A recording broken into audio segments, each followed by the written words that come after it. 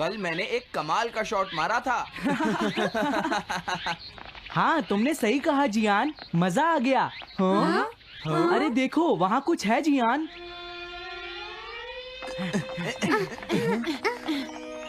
हाँ? ये क्या है? इसे खोलकर देखो। हाँ? एक कैट। लगता है इस कैट को यहाँ पर कोई छोड़ गया है। अब क्या होगा?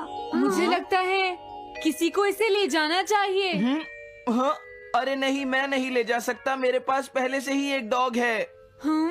तुम बताओ सुनियो।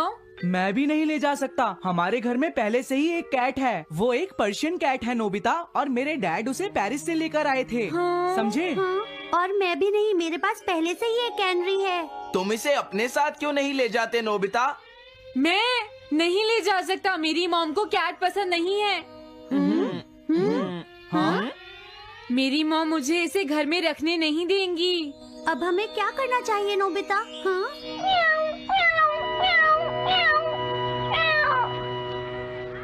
मुझे बुरा लग रहा है। तुमने सही कहा, लेकिन अब इसका क्या होगा नोबिता? ये सब तुम्हारी गलती है। अब तो तुम्हें इसे अपने साथ ही लेकर जाना पड़ेगा। क्यों, मैंने ठीक कहा ना नोबिता? हाँ सुनियो, अगर तुम इसे नहीं देखते तो कोई प्रॉब्लम नहीं होती। ऐसा मत कहो, इसमें मेरी कोई गलती नहीं है।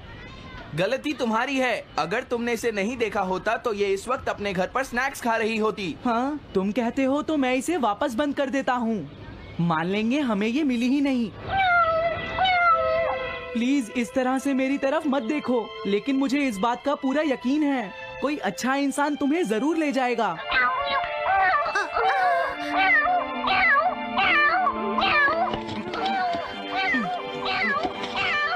रुक जाओ, इसे मैं ले जाऊंगा। अगर तुम्हारी मॉम को ये अच्छा नहीं लगा तो? मैं इसे यहाँ नहीं छोड़ूंगा। क्या तुम सच में ये कर पाओगे नोबिता? हाँ, मैं मॉम को समझाऊंगा। थैंक यू नोबिता, तुम इसका अच्छी तरह से ख्याल रखना, ये बहुत प्यारी है। क्यों, है ना? ओके, आज से ये कैट नोबिता की है। देखो, मैं मॉम को मनाने की पूरी कोशिश करूंगा।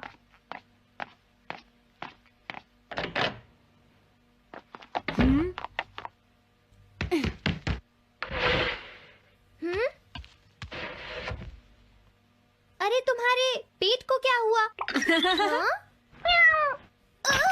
ये कैट तुम कहाँ से लेकर आए हो नोबिता? इसे कोई छोड़ गया था, इसीलिए मैं इसे अपने साथ ले आया। हाँ? तुम्हें पता है ना मॉम कितना गुस्सा होंगी नोबिता? हाँ, लेकिन डोरेमोन, मैं अच्छी तरह जानता हूँ मॉम को पेट्स पसंद नहीं है डोरेमोन, पर उन्हें नहीं पता कि डॉग्स और कैट्स कितने क्यूट होते हैं। हाँ? बस हमें मॉम को ये दिखाना होगा डोरेमोन कि एनिमल्स के साथ कितना मजा आता है, समझे? वाओ, तुमने सही कहा नोबिता, ये तो बहुत अच्छी बात है। मुझे इसमें तुम्हारी मदद चाहिए। कोई ऐसा गैजेट दो जो हमारी मदद करे। देखो, मेरे पास ऐसा कोई गैजेट नहीं है नोबिता जो तुम्हारी मदद कर सके। ऐसा मत कहो, तुम्हें कुछ करना होगा, प्लीज डोरेमोन। नोबिता कहाँ रह गया? मुझे उससे कुछ काम था।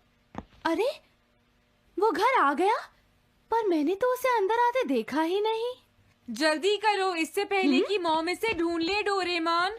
तुम्हारे पास कोई तो गैजेट होगा ना? नोबिता, तुम ऊपर क्या कर रहे हो? हाँ, अरे नहीं, मॉम ऊपर आ रही है डोरेमोन। जल्दी करो, इस कैट को छुपाओ। मॉम ने इसे देख लिया तो बहुत बड़ी मुसीबत हो जाएगी। लेकिन कहाँ छुपाऊं? कहीं भी छुपाओ, मुझे नहीं पता, जल्दी करो। ये सब क्या है नोबिता? आखिर तुम दोनों इतना शोर क्यों मचा रहे हो? जवाब दो। नहीं, हम तो कुछ नहीं कर रहे मॉम। तुम झूठ बोल रहे हो, तुमने कुछ छुपाया है ना? वहाँ पर कुछ नहीं है मॉम।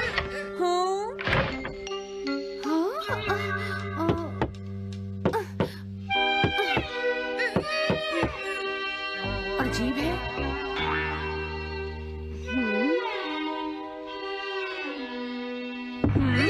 देखो, मैं नहीं चाहती कि तुम दोनों मुझसे कुछ भी छुपाओ, समझ गए ना?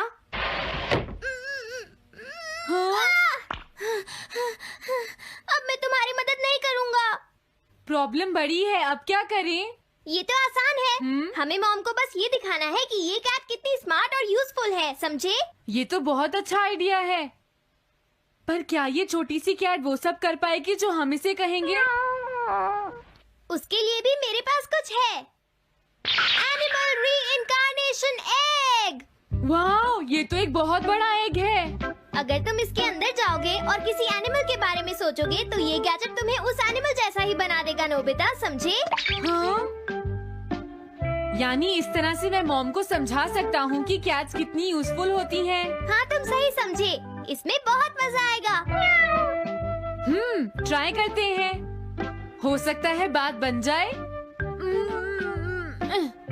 ठीक है डोरेमोन।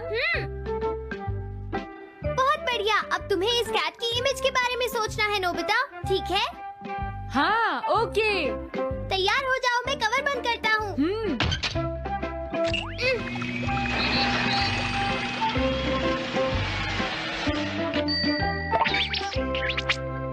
मैं कैसा दिखता हूँ? ज्यादा तो नहीं, पर हमारा काम चल जाएगा, ठीक है ना? म्याऊ।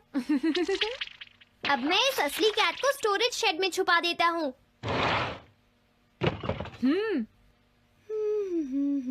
अरे हाँ नोबिता, क्या तुम चेक करोगी कोई मेल तो नहीं आई है?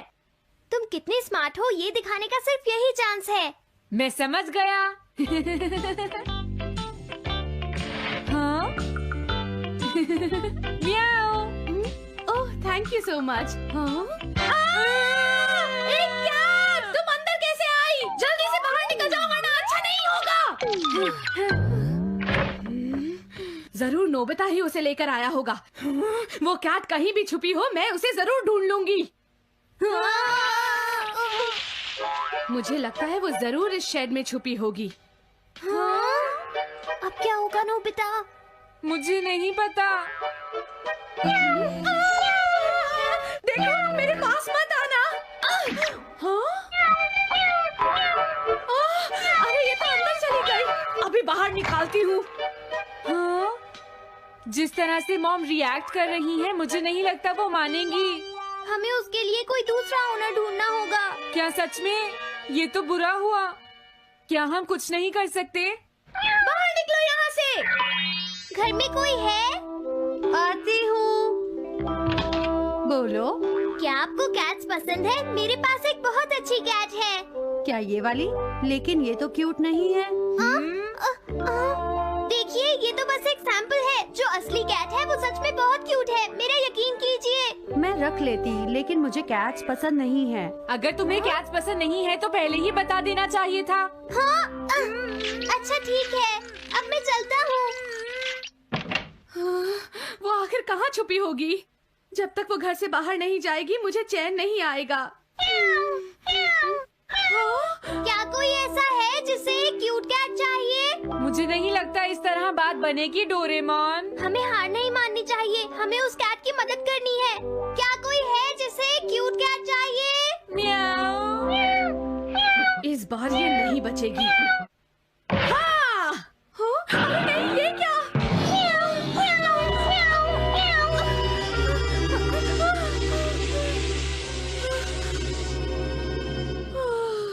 तुमने बचा लिया, नहीं तो यहाँ आग लग जाती। हाँ? मुझे तुम्हें थैंक्स कहना चाहिए। तुम तो बहुत अच्छी कैट हो। तुम्हें भूख लगी होगी, मैं तुम्हें थोड़ा दूध देती हूँ। लगता है तुम्हें बहुत भूख लगी है। इसे पीने के बाद तुम यहाँ से चली जाना, ठीक है? घर में कोई है? आई! अरे मैडम, आप यहाँ? हेलो। अरे वाह, ये तो बहुत ही प्यारी कैट है। मैं यहाँ किसी काम से आई थी, इसलिए सोचा तुमसे मिलती हुई चलूं। आपने अच्छा किया। मेरे हस्बैंड तो अक्सर आपकी तारीफ करते रहते हैं। आप खड़े क्यों हैं? अंदर आइए ना प्लीज। तुम्हारी कैट तो सच में बहुत प्यारी है। हाँ। मेरे हस्बैंड और मुझे, हम दोनों को कैट्स बहुत पसंद हैं। तुम्हें भी पसंद है? हाँ, बिल्कुल बहुत पसंद है। अरे कुरो, तुम हो? अरे नहीं, ये मेरा कुरो नहीं है, ये तो कोई और है। ये तो बस दिखाने के लिए एक सैंपल है। क्या आपकी कैट का नाम कूरो है? हाँ, उसने मेरा एक कीमती गमला तोड़ दिया था, इसलिए मैंने उसे भगा दिया। तभी से मेरा ग्रैंड चाइल्ड बहुत उदास है और मेरी समझ में नहीं आ रहा मैं क्या करूँ। अगर ऐसी बात है तो मैं आपकी असली कूरो अभी लाकर देता हूँ। प्लीज थोड़ा वेट कीजिए, ठीक है?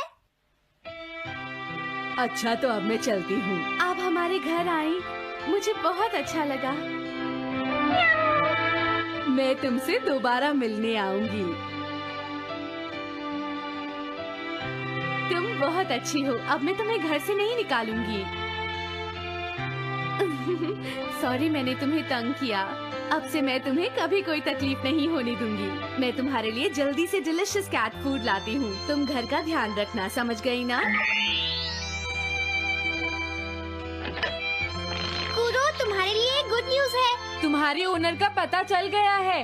हम तुम्हें अभी वहाँ ले चलते हैं, ठीक है? जाने से पहले मुझे हाँ? पहले जैसा बना दो डोरेमोन। हाँ हाँ ठीक है नोबिता।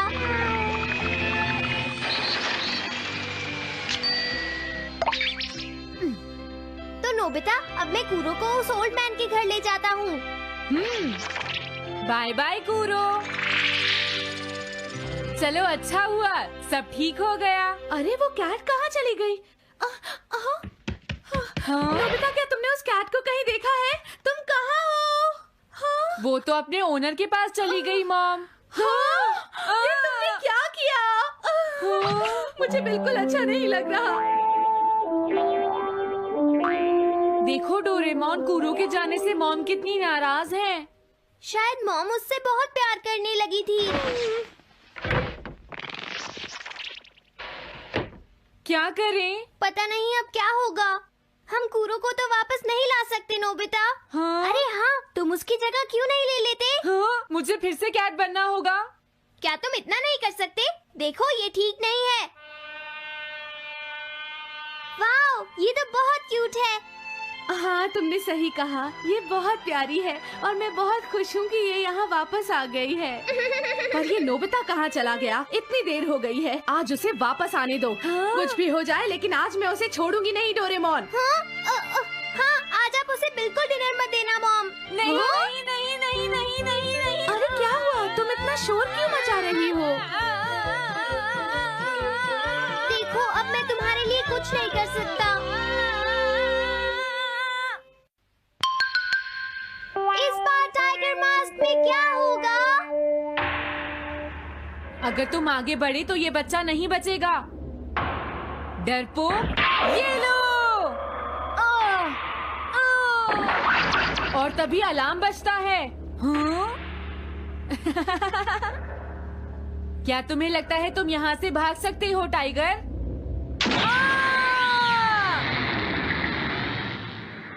हमेशा कॉमिक के अंत में स्टोरी कितनी इंटरेस्टिंग हो जाती है डोरेमोन। निजी को नीजो की टाइगर मास्क हमेशा मुझे सस्पेंस में रखती है डोरेमोन। लेकिन नोबिता, अगले इशू में टाइगर मास्क कैसे बचकर निकलेगा? मुझे नहीं पता डोरेमोन। मुझे तो ऐसा लगता है नोबिता, इस बार वो बच नहीं पाएगा। ऐसा नहीं हो सकता। बिना हीरो के कॉमिक का क्या होगा? मुझे पूरा यकीन है उसके पास एक बढ़िया प्लान होगा डोरेमोन। लेकिन वो क्या करेगा? आइडिया, हम ऑथर से पूछ सकते हैं नोबिता। ये है ऑथर निजी को नीजो का घर।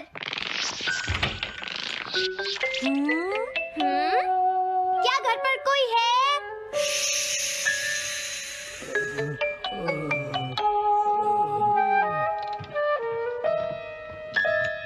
वो अंदर होंगे।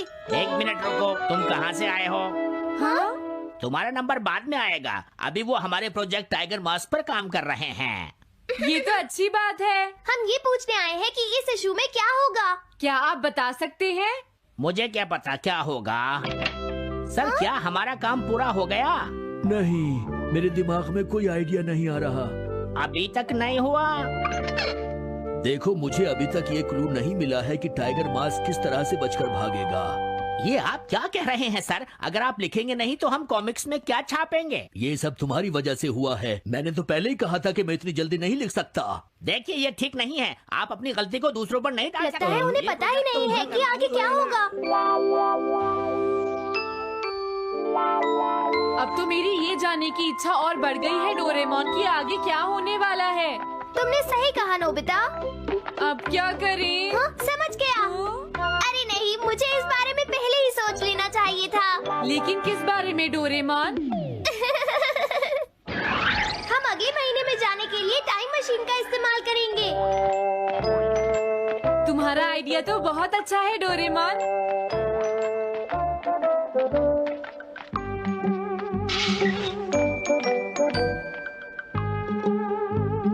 देखो ये रहा अक्टूबर इशू। अब मजा आएगा। मजेदार है।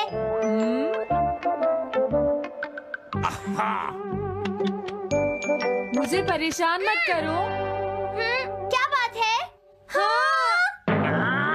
स्टोर में खड़े होकर पढ़ना मना है, भाग जाओ। हमने तो सिर्फ आधी कॉमिक पढ़ी डोरेमोन। देखो नोबिता, मुझे तो इस बात की खुशी है कि हम कम से कम आधी कॉमिक तो पढ़ पाए। अब सिर्फ हमें ही अगले इशू की आधी स्टोरी पता है डोरेमोन। तुम्हें क्या लगता है सुनियो, इस बार टाइगर मास्क में क्या होने वाला है? पता नहीं क्या होगा जियान, मैं कुछ नहीं कह सकता। मैं भी अगले इशू का इंतजार कर रही हूँ, पता नहीं क्या होगा। दोस्तों, क्या तुम जानना चाहते हो टाइगर मास्क में क्या होगा? हाँ बिल्कुल जानना चाहते हैं नोबिता। चुप हो जाओ नोबिता, सबको इसके बारे में बताना ठीक नहीं होगा। Okay okay okay. मैं बताता हूँ अगले इशू में क्या होने वाला है। क्या तुम यकीन से ये बात कह रहे हो नोबिता? हाँ बिल्कुल जियान। तो जल्दी से हमें बताओ नोबिता। जल्दी बताओ नोबिता, टाइगर मास्क के साथ क्या होने वाला है? अब इतनी रिक्वेस्ट कर रही हो तो मैं बता देता हूँ। याद रखना, तुमने सिर्फ आधी कॉमिक पढ़ी है नोबिता। अगर जियान नाराज हुआ तो मैं कुछ नहीं करूँगा। तो उसके बाद सीन चेंज होता है दोस्तों। सीन चेंज होता है? और उसके बाद टाइगर मास्क का छोटा भाई वहाँ पहुँच जाता है। क्या कहा? टाइगर मास्क का एक छोटा भाई भी है? अरे ये तो मुझे पता ही नहीं था। उसके बाद वो अपने बड़े भाई को बचा लेता है और उसके बाद वो डार्क फोर्सेस के हेडक्वार्टर्स को ढूंढ लेता है। समझ गए? हाँ, और फिर क्या? हाँ क्या वो हेडक्वार्टर्स में घुस जाता है? हाँ जियान, वहाँ पहुँचने के बाद वो मैंने तो तुमसे पहले ही कहा था। हाँ बोलो नोबिता, फिर क्या हुआ? उसके बाद क्या हुआ? उसके बाद हुआ, हाँ वो एक सीक्रेट है दोस्तों। हाँ? ये तुम क्या कर रहे हो? मेरे साथ आओ। अरे ये तो वही है। ये तो टाइगर मास्क के ऑथर मिस्टर निजिको हैं। ये सब हो क्या रहा है? तुम ये बात सिर्फ मुझे बताओगे यंग मैन, ठीक है? अब जल्दी से बताओ उसके बाद क्या हुआ। लेकिन देखो, तुम ही हो जिस पर मैं भरोसा कर सकता हूँ, प्लीज बताओ। मुझे सच में नहीं पता आगे क्या हुआ। देखो हाँ? ऐसा मत कहो। मैं सच कह रहा हूँ, मुझे नहीं पता। रुक जाओ, तुमने मुझे आधी कहानी बताई है, ये ठीक नहीं है। रुक जाओ। तुमने खुद ही तो ये कॉमिक्स लिखी है, तुम्हें पता होना चाहिए आगे क्या होगा। मुझे जाने रुक दो। जाओ, मैं तुमसे इसलिए पूछ रहा हूँ क्योंकि मैंने अभी तक इसे नहीं लिखा है। प्लीज बताओ ना। मिस्टर निजिको, प्लीज अपने आप को संभालिए। सर, आप अचानक इस तरह कहाँ गायब हो गए थे? मैं बस यूं ही थोड़ी देर घूमने के लिए आया था। आप जल्दी नहीं करेंगे तो हम प्रिंटिंग टाइम से नहीं कर पाएंगे। देखा तुमने, अगर तुम मुझे नहीं बताओगे तो मैं इसे टाइम से नहीं लिख पाऊंगा। देखिए, बात ये है कि मैंने अभी तक सिर्फ आधी कॉमिक पढ़ी है। क्या आधी कॉमिक पढ़ी है? मेरे पास 350 रुपए होते तो मैं उसे खरीद लेता। तुम भी उस कॉमिक को पढ़ना चाहते हो ना डोरेमोन? हाँ वो तो है। मैं समझ गया, 350 रुपए से तुम्हारा काम बन जाएगा। मैं भी आता हूँ। अगर उन्होंने हमें फिर से बाहर निकाल दिया तो हम क्या करेंगे? स्टोर में खड़े होकर पढ़ना मना है, भाग जाओ। चलो अंदर चलते हैं। क्या अंदर कोई है? तुम दोनों फिर से वापस आ गए। हाँ? तुमने सुना नहीं था स्टोर में खड़े होकर पढ़ना मना है? हम पढ़ नहीं रहे। इस बार हम पैसे लेकर इसे खरीदने आए हैं। हाँ? दोबारा जरूर आना। मिस्टर निजिको, अरे तुम आ गए। अगर बुरा ना माने तो आप थोड़ी देर बाहर बैठ सकते हैं। हाँ ठीक है, पर आप थोड़ा जल्दी लिखिएगा। ये रही कॉमिक। अरे ये तो अक्टूबर का इशू है, ये तो अभी तक छपा भी नहीं है। तुम्हें कहाँ से मिल गया? कोई बात नहीं, ये मैं तुमसे बाद में पूछ लूंगा। अरे टाइगर मास्क तो फंस गया था, आखिर वो किस तरह से बच गया? ओ, तो उसका एक छोटा भाई भी है, अब समझा। हाँ। ओ, क्या तुम्हें सच में लगता है कि तुम हमसे बच पाओगे जैगुआर? अरे, ये क्या है? इसका मतलब तो ये हुआ कि जैगुआर मास्क सबसे आखिर में पकड़ा जाएगा। अगर एंडिंग ऐसी होगी तो इसे आगे लिख पाना बहुत मुश्किल हो जाएगा। लेकिन इसमें हमारी तो कोई गलती नहीं है। तो इसका मतलब नवंबर इशू के लिए मुझे अभी से कोई आइडिया सोचना पड़ेगा। लिखना है तो अभी से ही सोचना पड़ेगा। ठीक है, लेकिन इसका ऑथर तो बहुत ही बेकार है। अरे नहीं, इसका ऑथर तो मैं ही हूँ। क्या आपने काम अभी तक पूरा नहीं किया सर? अब कोई रास्ता नहीं है, मुझे इसी में से कॉपी करना पड़ेगा। इसके बाद तुम्हें यंग जंप भी लिखना है। और उसके बाद मिस फॉर्चून। आप थोड़ा जल्दी कीजिए सर, हम काफी देर से इंतजार कर रहे हैं। मैं ये सब नहीं लिख सकता। जाओ अगले महीने की सारी कॉमिक्स ले आओ। अगले महीने की सारी कॉमिक्स ले आए। शायद इसे कुछ नहीं आता। हम सारी कॉमिक्स ले आए सर। अरे आपको क्या हो गया है? मेरे सर में बहुत दर्द हो रहा है, मैं काम नहीं कर सकता। क्या तुम दोनों मेरे लिए इन सब कॉमिक्स की कॉपीज बना दोगे प्लीज? लेकिन काम अभी तक नहीं हुआ सर। बस होने ही वाला है, थोड़ी देर इंतजार कीजिए। एक बात बताओ, हाँ? हम यहाँ बैठकर ये सब क्यों कर रहे हैं डोरेमोन? ओह, देखो अगर तुम ऐसे ही बोलते रहोगे तो हम टाइम से नहीं लिख पाएंगे।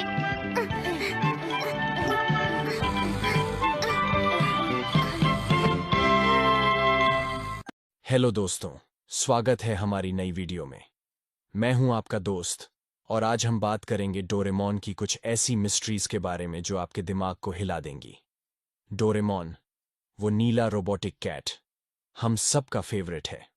नोबिता को अपने जादुई गैजेट से बचाने वाला ये कैट अपने साथ कई अनसुलझे सवाल लाता है। तो अपने डिटेक्टिव ग्लासेस तैयार रखो और चलो खोजते हैं डोरेमोन की मिस्ट्री पार्ट 10 का राज। आज हम 5 ऐसी मिस्ट्रीज की बात करेंगे जो डोरेमोन की दुनिया को और भी रहस्यमयी बनाती हैं।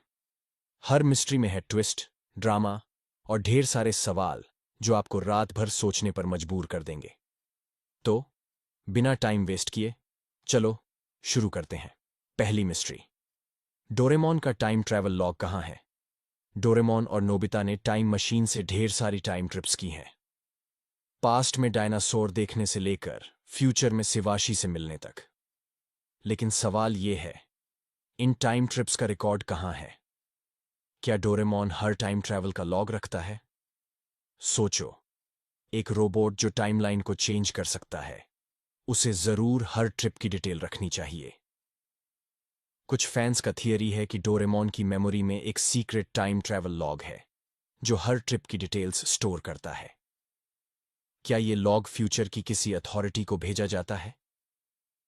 एक एपिसोड में डोरेमोन ने नोबिता को टाइम मशीन यूज करने से मना किया था क्योंकि टाइमलाइन डेंजरस हो सकती है। क्या डोरेमोन को हर ट्रिप की परमिशन लेनी पड़ती है? और एक ट्विस्ट, क्या अगर टाइम ट्रैवल लॉग में कोई गलत एंट्री हो जो टाइमलाइन को मेस कर दे? जैसे अगर नोबिता ने पास्ट में कुछ चेंज किया और डोरेमोन ने उसे रिकॉर्ड नहीं किया। क्या फ्यूचर में कोई टाइम पुलिस है जो इस लॉग को चेक करती है? अगर हां, तो क्या डोरेमोन कभी उनके रडार पर आ चुका है? सोचो, अगर डोरेमोन का लॉग हैक हो जाए। ये मिस्ट्री तो टाइम मशीन जितनी ही कॉम्प्लिकेटेड है। दूसरी मिस्ट्री, शिजुका की फ्यूचर मेमोरी। शिजुका, डोरेमोन की सबसे स्मार्ट और काइंड कैरेक्टर। वो हमेशा सही डिसीजंस लेती है और मुसीबत में भी कूल रहती है। लेकिन सवाल यह है, क्या शिजुका को फ्यूचर की कोई मेमोरी है? क्या वो पहले से जानती है कि नोबिता उसका फ्यूचर हस्बैंड है? सोचो, मंगा में बताया गया कि शिजुका फ्यूचर में नोबिता से शादी करती है, लेकिन कुछ एपिसोड्स में शिजुका नोबिता की बेवकूफी पर भी उसे सपोर्ट करती है, जैसे उसे उसका फ्यूचर पता हो। क्या अगर शिजुका को फ्यूचर से कोई मैसेज मिला है? एक एपिसोड में शिजुका ने एक अजीब डायरी में कुछ लिखा था जो बाद में गायब हो गई। क्या वो डायरी फ्यूचर की मेमोरीज का रिकॉर्ड थी? फैंस का थियरी है कि शिजुका की स्मार्टनेस सिर्फ नेचुरल नहीं है। क्या शिवाशी ने शिजुका को फ्यूचर की कुछ इंफॉर्मेशन दी है ताकि वो नोबिता को गाइड कर सके? और ट्विस्ट ये क्या शिजुका जानबूझकर कुछ सीक्रेट्स छुपाती है ताकि टाइमलाइन सेफ रहे? सोचो, अगर शिजुका असल में टाइमलाइन की गार्डियन हो। ये मिस्ट्री शिजुका की स्माइल जितनी ही चार्मिंग है। तीसरी मिस्ट्री, डोरेमोन के बैकअप का सीक्रेट। डोरेमोन एक हाईटेक रोबोट है और हर रोबोट का बैकअप होता है, लेकिन सवाल ये है, डोरेमोन का बैकअप कहाँ है? क्या फ्यूचर में उसका डेटा सेव है या कोई दूसरा डोरेमोन तैयार है? सोचो, अगर डोरेमोन को कुछ हो जाए तो नोबिता का क्या होगा? मंगा में बताया गया कि डोरेमोन को एक फैक्ट्री में बनाया गया था। क्या अगर फ्यूचर में डोरेमोन का बैकअप क्लोन है जो एक्टिवेट होने का वेट कर रहा है? एक एपिसोड में डोरेमोन की मेमोरी क्रैश हो गई थी और उसे फ्यूचर में रिपेयर के लिए जाना पड़ा था। क्या उस दौरान कोई बैकअप डोरेमोन ने उसकी जगह ली थी? फैंस का थियरी है कि डोरेमोन का बैकअप फ्यूचर के किसी सीक्रेट सर्वर में स्टोर है। क्या शिवाशी के पास डोरेमोन की मेमोरी का फुल कंट्रोल है? और एक और सवाल, क्या अगर बैकअप डोरेमोन में कोई गलत प्रोग्रामिंग हो जो उसे विलन बना दे?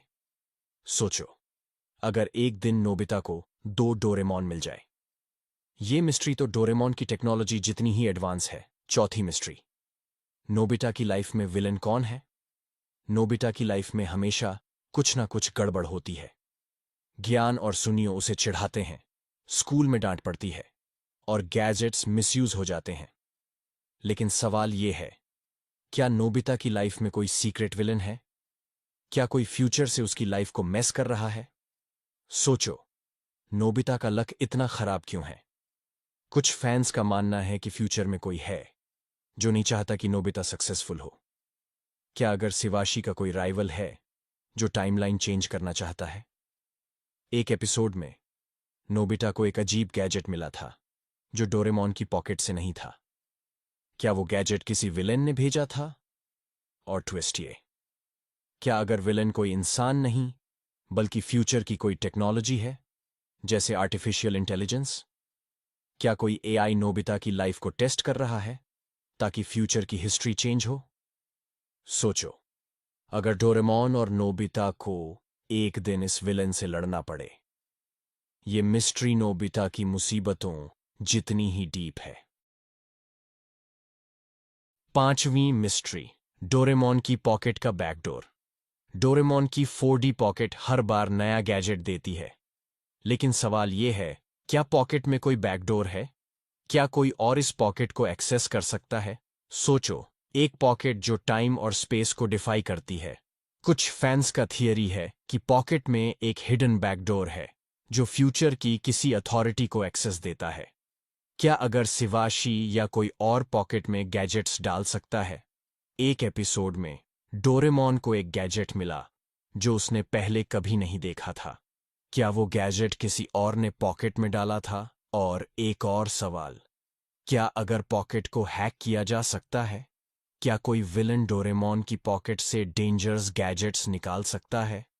सोचो, अगर पॉकेट का बैकडोर फ्यूचर के किसी सीक्रेट प्रोजेक्ट से जुड़ा हो। क्या डोरेमोन की पॉकेट असल में टाइमलाइन को कंट्रोल करने का टूल है?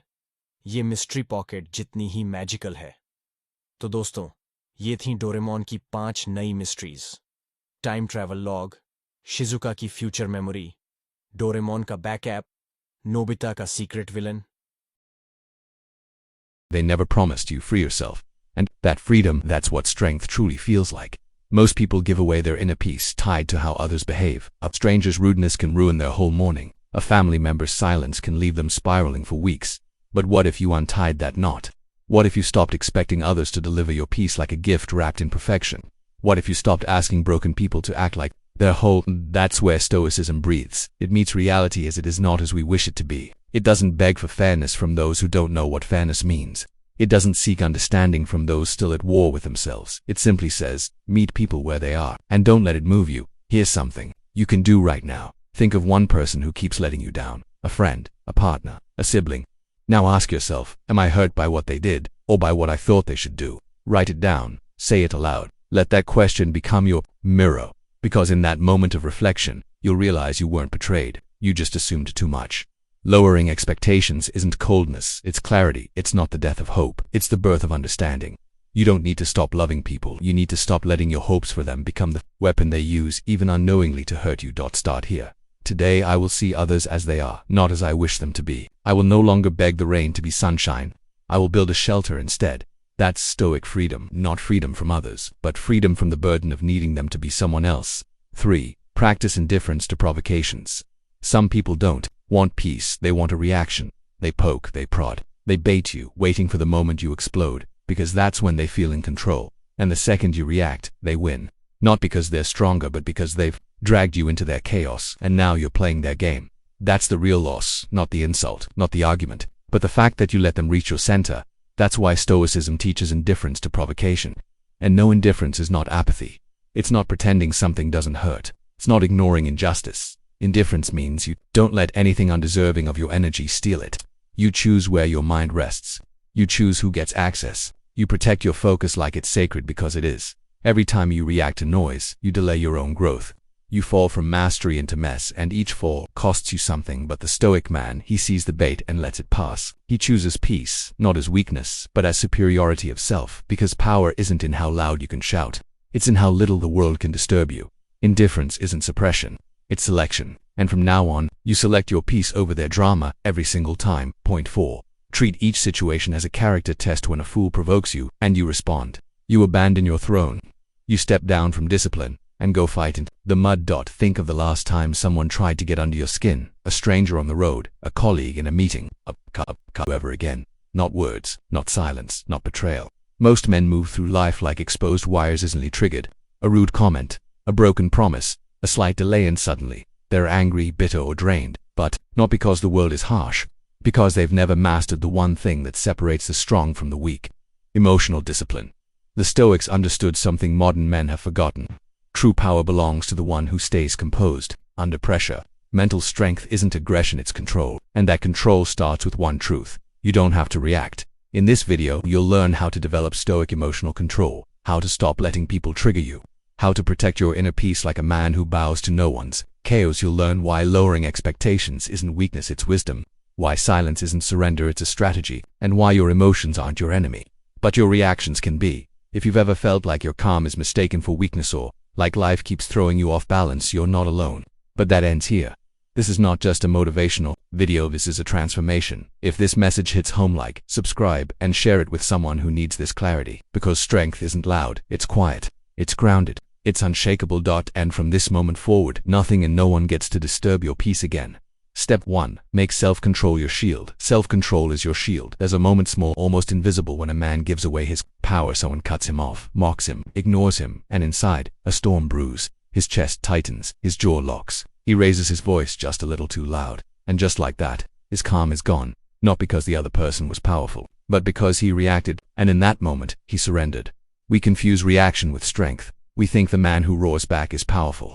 But truth is colder than that. Real power isn't loud, it's quiet, it's chosen. Self-control isn't the absence of emotion, it's refusing to be ruled by it. You don't need to become numb, you need to become precise. Anger is instinct, fast, loud, hot, and reckless. It feels like action, but most often, it leads to regret. When someone insults you and you explode, they win because they controlled your state, they wrote your script, and you followed it. A man who is easily provoked is a man with no walls, no boundaries. His emotions are public property. Anyone can walk in, push a button, and own him for a moment. Now imagine another man. He hears the same insult, but nothing shifts. His breath remains steady, his eyes don't flinch. Not because he's suppressing, but because he's trained. This is mastery. This is control. This is Stoic power. It's not about ego. It's about ownership of your time, your energy, your emotional space. Don't think of it. You're in traffic. Someone cuts you off. Your pulse spikes. Words rise to your lips. But for what? They're already gone. And now you're tense, off balance, paying the price for a battle that doesn't even exist anymore. That's the cost of reaction. You carry it long after the moment passes. But the Stoic man, he pauses. He lets the urge rise, but he doesn't ride it. He breathes. He remembers. The world doesn't owe him order. His peace doesn't depend on perfection. It lives within. Most people live in survival mode, always ready to defend, prove, retaliate. But that posture, it weakens you. It makes your identity dependent on others. If they offend you, you react. If they praise you, you smile. You're no longer grounded, you're reactive. And a reactive man is a slave to the world's mood swings. So, how do you build your shield? Start with a pause. When you're triggered, don't move. Don't speak. Just feel it. Observe the wave, but don't obey it. That pause, that's your power. That's where you break the pattern. Over time, you'll stop fighting noise with noise. You'll stop chasing justice in meaningless battles. And you'll protect your energy like a man who finally understands what real strength feels like. Let's be clear, this isn't about being passive. A stoic man doesn't turn a blind eye to injustice, but he knows when to act and when to let go. He knows when to speak and when silence carries more weight than words. He doesn't waste energy on every slight or failure. He chooses his battles, and when he does engage, he brings clarity, not heat. You don't need to prove your strength, you need to own it, because the loudest man in the room, he's often the one with the least control, but the quiet one, the calm one, the one who doesn't flinch. That's the man people feel. That's the man people respect. From this moment forward, let your instinct not be to react, but to pause. Let stillness become your habit. Let calm be your reputation, because when you master stillness, you become untouchable. Not because the world stops testing you, but because it can no longer reach what it once controlled. Now, ask yourself this. Why are you so often disappointed? It's not because people fail you. It's because you expected more than they could give. That's the trap. It starts quietly with a thought. He should know better. She should care more. They should have respected me. You expect them to do the right thing, to read your mind, to honor boundaries you never clearly set. And when they don't, you feel it. Frustration, anger even, betrayal. But here's the truth. They're not failing you. They're just being themselves. The pain doesn't come from their behavior. It comes from your expectation that they'd be someone else. Expectation is a silent contract you wrote, but no one else signed. You assumed your friend would defend you, your partner would be more patient, your co-worker would notice your effort, but they didn't. And in the gap between what you hoped for and what you received, your peace vanished. That gap, that's where resentment grows. That's where your energy starts to bleed. The Stoics didn't waste their lives hoping people would act right. Marcus Aurelius woke up each day expecting to meet the ungrateful, the arrogant, the deceitful, not because he was bitter, but because he was ready. When you accept people as they are, you stop demanding perfection. You stop giving your peace away to the nearest disappointment. You don't expect silence from a storm or clarity from chaos. You see things clearly, not emotionally now. Imagine walking into life with zero assumptions. You don't expect the waiter to smile, the driver to be kind, or your friend to remember your birthday.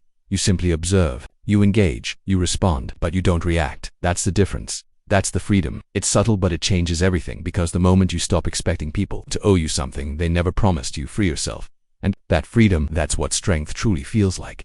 Most people give away their inner peace tied to how others behave. A stranger's rudeness can ruin their whole morning. A family member's silence can leave them spiraling for weeks. But what if you untied that knot? What if you stopped expecting others to deliver your peace like a gift wrapped in perfection? What if you stopped asking broken people to act like they're whole? That's where Stoicism breathes. It meets reality as it is, not as we wish it to be. It doesn't beg for fairness from those who don't know what fairness means. It doesn't seek understanding from those still at war with themselves. It simply says, meet people where they are, and don't let it move you. Here's something you can do right now. Think of one person who keeps letting you down. A friend, a partner, a sibling. Now ask yourself, am I hurt by what they did, or by what I thought they should do? Write it down. Say it aloud. Let that question become your mirror. Because in that moment of reflection, you'll realize you weren't betrayed. You just assumed too much. Lowering expectations isn't coldness, it's clarity. It's not the death of hope, it's the birth of understanding. You don't need to stop loving people. You need to stop letting your hopes for them become the weapon they use, even unknowingly, to hurt you. Start here. Today I will see others as they are, not as I wish them to be. I will no longer beg the rain to be sunshine. I will build a shelter instead. That's Stoic freedom, not freedom from others, but freedom from the burden of needing them to be someone else. 3. Practice indifference to provocations. Some people don't want peace, they want a reaction. They poke, they prod, they bait you, waiting for the moment you explode, because that's when they feel in control. And the second you react, they win. Not because they're stronger, but because they've dragged you into their chaos, and now you're playing their game. That's the real loss, not the insult, not the argument, but the fact that you let them reach your center. That's why Stoicism teaches indifference to provocation. And no, indifference is not apathy.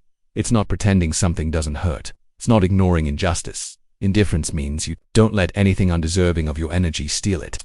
You choose where your mind rests. You choose who gets access. You protect your focus like it's sacred, because it is. Every time you react to noise, you delay your own growth. You fall from mastery into mess, and each fall costs you something. But the Stoic man, he sees the bait and lets it pass. He chooses peace, not as weakness, but as superiority of self, because power isn't in how loud you can shout. It's in how little the world can disturb you. Indifference isn't suppression. It's selection. and from now on, you select your piece over their drama every single time. Point 4. Treat each situation as a character test. When a fool provokes you, and you respond, you abandon your throne. You step down from discipline, and go fight in the mud. Think of the last time someone tried to get under your skin. A stranger on the road, a colleague in a meeting, a